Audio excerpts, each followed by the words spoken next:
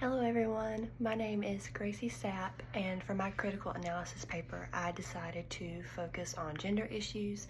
This is an issue that has been present in the world of professional wrestling for many years now, and it still remains a very relevant topic in today's times. When women were first introduced into the world of professional wrestling, they were often given secondary roles, diva roles.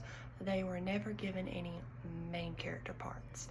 The industry just really made sure to emphasize their physical appearance, and doing this kind of pushed the women and their skill sets off to the side. It pushed off their talent, their athleticism, all the hard work and dedication they've been putting in. It just kind of brushed all that to the side as if it meant nothing, and they just really wanted to make sure the focus was on them, their looks, and all that good stuff, which can be really devastating. You know, when you're in that position, you're putting in all this hard work and none of it's getting seen, none of it's getting recognized, nobody even really seems to care about it. So that can definitely cause a lot of mental health issues and a lot of doubt, and it's just not a really good situation to be in at all.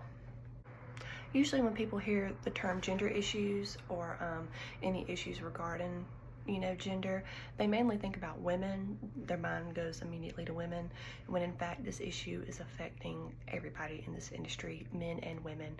The two bigger stereotypes placed on these men, the wrestlers that we are seeing, is violence and aggression. And yes, they are playing a character, but as we have all learned this semester, their character is a really important part of this sport, and a lot of the times they're not allowed to break character, even when they're not doing, like their job. They're just supposed to be in character 100% of the time. And this can lead to mental health issues for the men as well, because they're seen as these indestructible monsters who are not allowed to show any kind of emotion, crying, sadness, anxiety, anything like that. It's just supposed to be aggressive, violent, dominant, and this just leads to a very toxic masculinity mindset.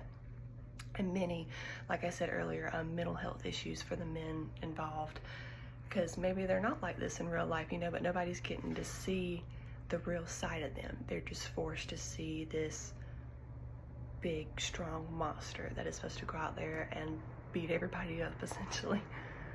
The men and women in the professional wrestling industry are still working and fighting for that gender equality and the recognition that they deserve.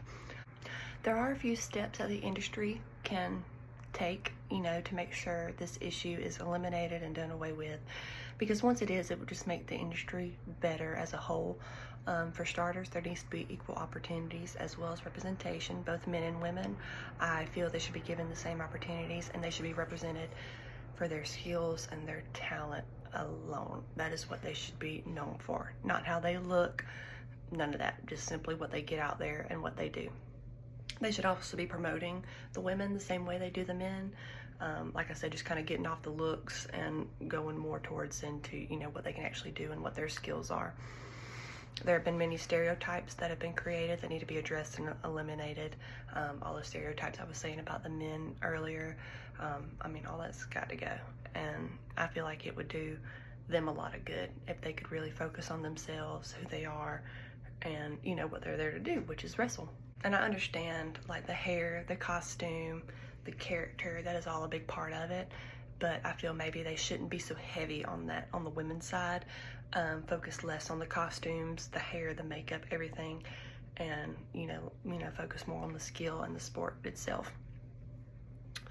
Management needs to also be educating themselves on gender equality, and they need to be promoting it throughout their industry and their organization.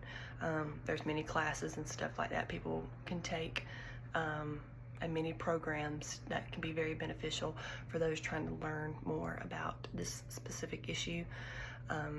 And like I said, with each one of these little steps, they may seem like super duper small steps, but each step is going to take that industry in the right direction it needs to go in. Thank you.